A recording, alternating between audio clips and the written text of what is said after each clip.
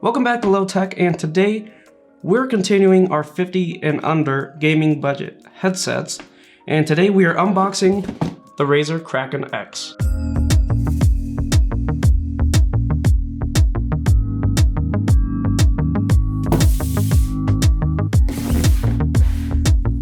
Let's get right into these Kraken X's. And they boast 7.1 surround sound, but 99% of the time that is simulated surround sound, aka like a DTS-X or Atmos style encoding, which isn't a bad thing, it's just not real 7.1. Alright, so on the back of the box we see that it comes with two 40mm drivers, custom tuned, we'll see. The voice pickup area is cardioid, and it comes with a bendable microphone, but it does not say it is removable. On headset controls, so volume and mute switch. I do like that that's not plastic, but a little bit of fabric. It's silly, but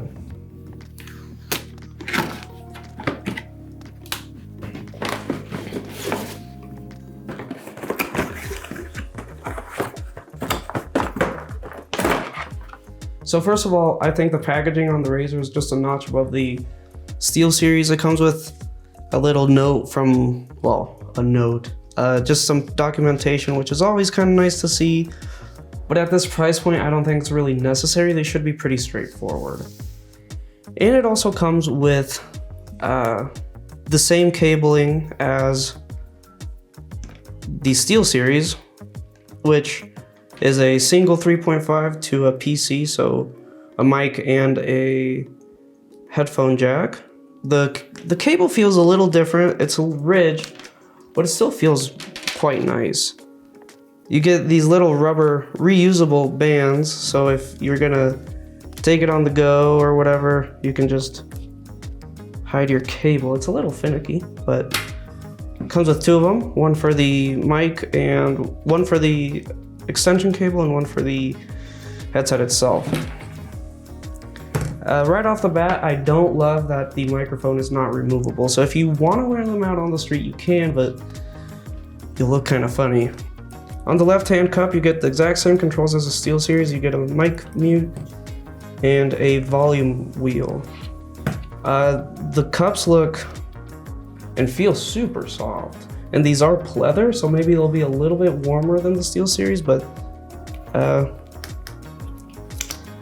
it doesn't feel bad. It doesn't feel quite as premium as the Steel series, but they're not bad.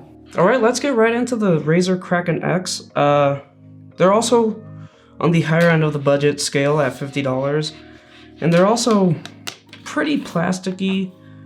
Nice big headband, nice thick ear cups. They're really light, which should bode well for comfort. Let's listen to them. My favorite feature is still these little rubber bands. Ooh. I definitely like the weight of them. They seem to seal pretty well against the environment. Let's listen to some tunes. Okay. Show me what you got, Razer.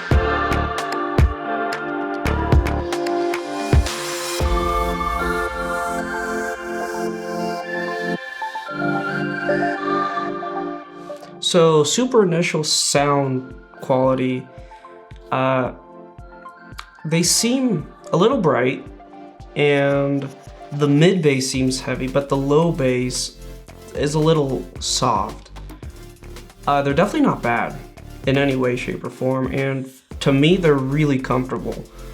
Like I could forget that I have them on. Let's see how the microphone sounds. Alright, so this is the Razer Kraken X's microphone.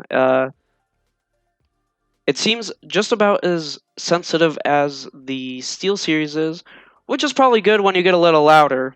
And yeah, I really like the comfort of them so far. They're so light, and like they don't do any pressure around anywhere of my face, which is good. The highs are actually pretty good. They seem a little bright at first, but even at max volume, they're not piercing. The bass still seems a little lacking, but the comfort is there. The style of them though, I don't know, they look a little gamery. The whole fake mesh on the side, I'm not super convinced with that. The non-removable mic, it's not great for, yeah. They feel a little cheap. They definitely feel cheap for the price, but they make up for it in other ways. Like the packaging, that's a solid 10 out of 10 for this kind of headphone. These little rubber bands, I'm actually gonna use the crap out of these. I like these a lot. They're definitely a contender, for sure. Alright guys, this has been my unboxing and first impressions of the Razer Kraken X's. They seem like a solid choice right out of the box. Nothing too special, nothing too crappy, just a good middle ground, even though they are kind of higher end on the price range.